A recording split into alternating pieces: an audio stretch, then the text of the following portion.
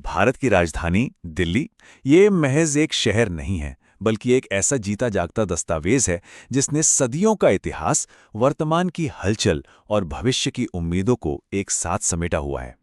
आज के इस एक्सप्लेनर में हम दिल्ली के इसी ऐतिहासिक और आधुनिक स्वरूप के हर एक पहलू को गहराई से समझने वाले हैं। बिना किसी देरी के चलिए सीधा शुरू करते हैं।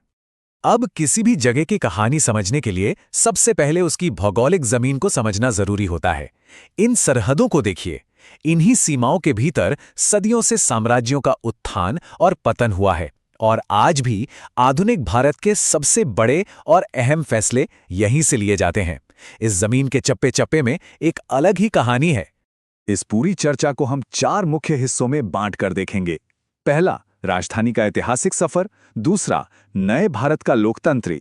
तीसरा, वैश्विक मंच और आधुनिकता। और चौथा, यहाँ की बेमिसाल ऐतिहासिक धरोहर और स्मारक। तो आइए पहले अध्याय से शुरुआत करते हैं। राजधानी का ऐतिहासिक सफर, आखिर यह सत्ता का केंद्र बना कैसे? अगर हम समय के पन्नों को पलटें तो दिल्ली शहर की शुरुआती नींव तोमर वंशीय शासक अनंगपाल ने रखी थी। लेकिन आधुनिक इतिहास में सबसे बड़ा मोड़ आया 12 दिसंबर 1911 को। ये वो दिन था जब जॉर्ज पंचम ने एक ऐतिहासिक घोषणा की और भारत की राजधानी आधिकारिक तौर पर कोलकाता से दिल्ली शिफ्ट हो गई। इसके बाद ही आधुनिक नई दिल्ली का निर्माण शुरू हुआ, जिसका डिजाइन एडविन लुटियंस और हर्बर्ट बेकर जैसे मशहूर वास्तुकारों ने तैयार किया था। अब चलते हैं दूसरे अध्याय की ओर, नए भारत का लोकतंत्र और उसकी वास्तुकला का विकास। पिछले कुछ समय में शहर के इस हिस्से में बहुत दिलचस्प बदलाव आए हैं। ये बदलाव देश की लोकतांत्रिक वास्तुकला में साफ झलकते हैं। एक तरफ हमारी पुरानी संसद है, जिससे अब एक नया और बेहद सम्मानजनक नाम मिला है, संविधान सदन। और ठीक इसी के पास मौजूद है नया संसद भवन। सेंट्रल विस्टा प्रोजेक्ट के तहत बनी इस शानदार त्रिकोणीय इमारत का डिजाइन जाने माने वास्तुकार विमल पटेल ने तैयार किया है। ये इमारत राष्ट्र के अतीत का सम्मान करते हुए भविष्य की ओर बढ़ने का एक बेहतरीन उदाहरण है। एक और दिलचस्प बात, नए संसद भवन के डिजाइन में 3 की संख्या का बहुत गहरा महत्व है। इसमें 3 मुख्य द्वार बनाए गए हैं, ज्ञान द्वार, शक्ति द्वार और कर्म द्वार। ये महज अंदर जाने के रास्ते नहीं है, बल्कि ये एक महान लोकतंत्र को चलाने वाले 3 मूल सिद्धांतों यानी ज्ञान, शक्ति और कर्म को दर्शाते हैं। जब हम इस इमारत के अंदर जाते हैं तो राष्ट्रीय पहचान की झलक और भी मजबूत हो जाती है। लोकसभा हॉल को हमारे राष्ट्रीय पक्षी यानी मोर की थीम पर डिजाइन किया गया है और यहीं पर ठीक अध्यक्ष के आसन के पास ऐतिहासिक सेंगोल को पूरे सम्मान के साथ स्थापित किया गया है। वहीं दूसरी तरफ राज्यसभा हॉल की पूरी थीम हमारे राष्ट्रीय फूल कमल पर आधारित है।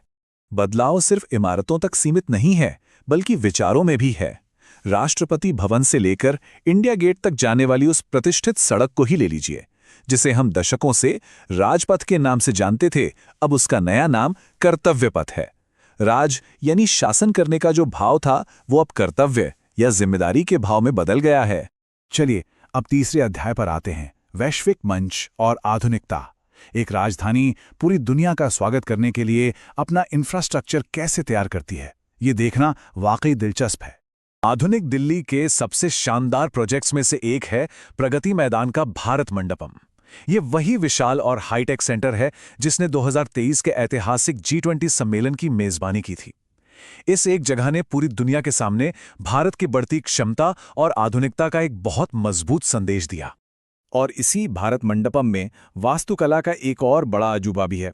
यहाँ भगवान शिव की दुनिया की सबसे ऊंची नटराज मूर्ति स्थापित की गई है।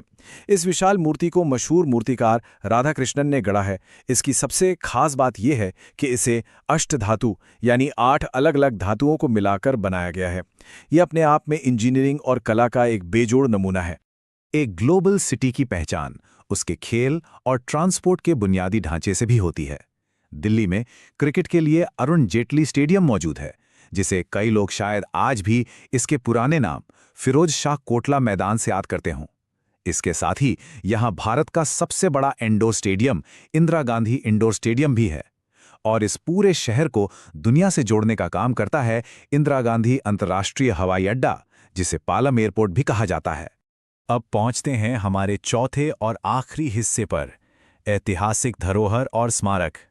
आधुनिकता के इस शोर में दिल्ली की असली रूह इन्हीं पुरानी इमारतों में बसती है। ये शहर ऐतिहासिक धरोहरों का एक जीता जागता म्यूजियम है।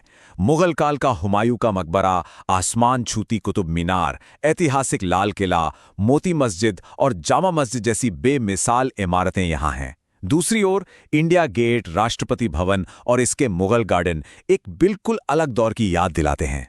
वहीं विज्ञान और खगोल शास्त्र में राजा जयसिंह की देन जंतर मंतर और इन सब के बीच खड़ा आज का आधुनिक प्रगति मैदान दिल्ली की एक मुकम्मल तस्वीर बनाते हैं। यहाँ की विरासत और आध्यात्मिकता का संगम भी लाजवाब है। एक तरफ हमारे पास भारतीय पारंपरिक वास्तुकला का एक विशाल और अद्भुत चमत्कार है, अक्षरधाम मंदिर, तो वहीं दूसरी तरफ बहाई धर्म से जुड़ा लोटस टेम्पल है, जो कमल के फूल के आकार का एक बेहद आधुनिक अजूबा है। ये दोनों ही जगहें दिल्ली की सर्वधर्म संभाव वाली विविधता को बहुत खूबसूरती से दिखाती हैं। इतने बड़े महानगर की भागदौड़ के बीच कुछ जगह ऐसी भी हैं जो गहरे ठहराव और शांति का एहसास कराती हैं। ये उन महापुरुषों के समाधि स्थल हैं जिन्होंने देश को एक नई दिशा दी। राष्ट्रपिता महात्मा गांधी की समाधि राजघाट और देश के पहले प्रधानमंत्री जवाहरलाल नेहरू का समाधि स्थल शांतिवन, दोनों यहीं दिल्ली में स्थित हैं। तो इन सब